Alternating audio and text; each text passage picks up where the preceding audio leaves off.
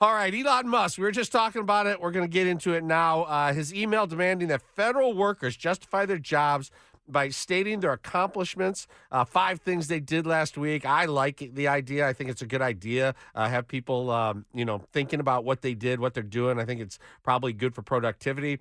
But it was initially sent under the directive of Musk's Department of Government Efficiency. The email required workers to respond with a bullet point summary of their tasks or risk termination.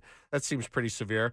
Federal agencies quickly clarified that the compliance was actually voluntary and not mandatory. While federal employees and agencies scrambled to handle the fallout, President Donald Trump, he expressed support for Musk's email idea. I think it was actually, there was a lot of genius in sending it. We're trying to find out if people are working. And so we're sending a letter to people. Please tell us what you did last week. If people don't respond, it's very possible that there is no such person or they're not working. Let's bring in Roshini, our attorney, political strategist, and host of the Crisis Files podcast. Good morning. How are you? Good morning, Kevin. Well, as we're trained in law school, we are trained as advocates, and you're trained to see not only your own side, but the other side. And that's why lawyers can argue both sides of anything. And I can see some sense on both sides of this, but I really do think when you're Elon Musk, you're in that position, you should not be sending emails directly to all federal employees or the multiple federal employees he did. Even if that concept of what are those things you did last week is a good idea, it really shouldn't come from Elon Musk. Is he just so used to Twitter or X where he can just say something? He owns a company. It goes to everybody. Everybody's going to see it, that he's used to just this mass communication. And he says, hey, why not? We want to know who's working. Let's find out. Send all. I never like to send all, by the way. I hate send alls and I hate reply alls, and everybody replies, and you don't really need everyone's response, but you keep getting them. Could you imagine? Here's the thing. Could you imagine if everyone replied all to Elon Musk's email? I don't know how many workers are there, and your phone is just blowing up, ding, ding, ding, constantly as everyone in the federal government. The U.S. internet would collapse. Our access to internet, no matter where you work, would collapse. Here's the thing. When you're the head of Tesla, or you bought Twitter and turned it into X, you can do that. Getting an email from the CEO of the company directly actually is a very special thing if it's such a large corporation.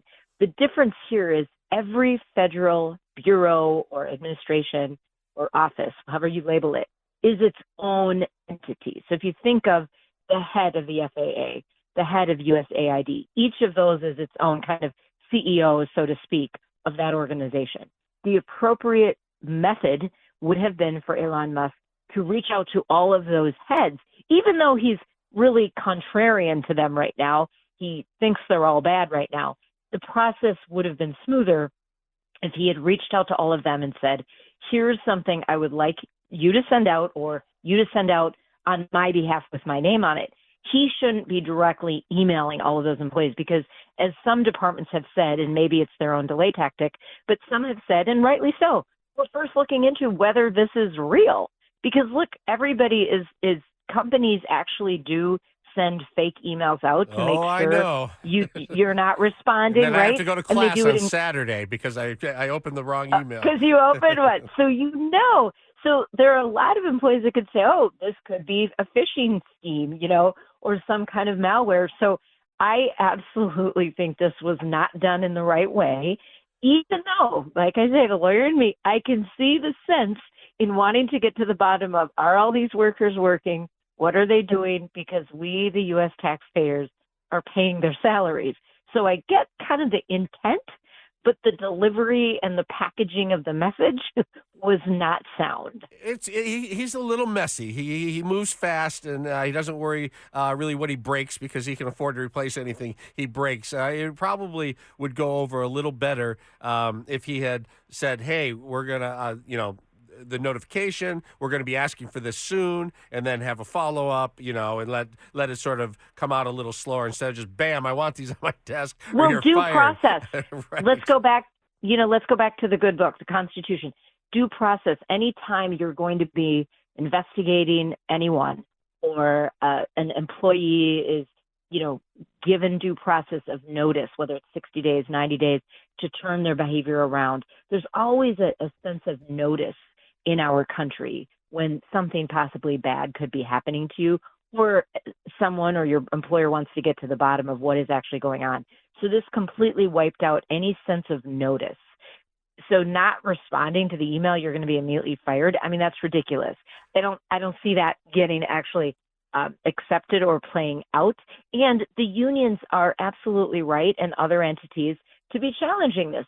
This is where we go back to our three branches of government. The federal judiciary is the place for unions to say, look, Elon Musk, the administration, this is not the right thing. If we can't just get Elon to back down, we might have to sue over it.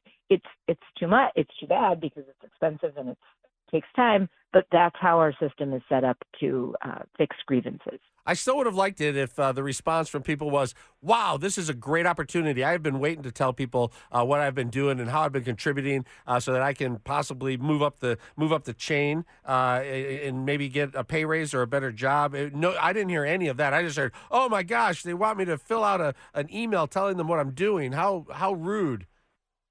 Well, I would love the investigative reporters out there to actually find those employees that you mentioned that want to share all the things that they're doing. Maybe there were some who responded to the email, but we just don't know because I don't think all the reporters are doing their job on this one. But it's really, it's just chaotic. And Right. Let me just tell you, this first month of Trump in office, I absolutely applaud trying to get to the bottom of things and try to root out waste. But can we take one department at a time? Right. I mean, slow down a little bit. or one big, exactly. Speed Put on kills. those brakes. Speed kills. Roshini Yeah. Rashkumar, attorney, political strategist, host of the Crisis Files podcast. Thanks so much. Appreciate it. Thanks.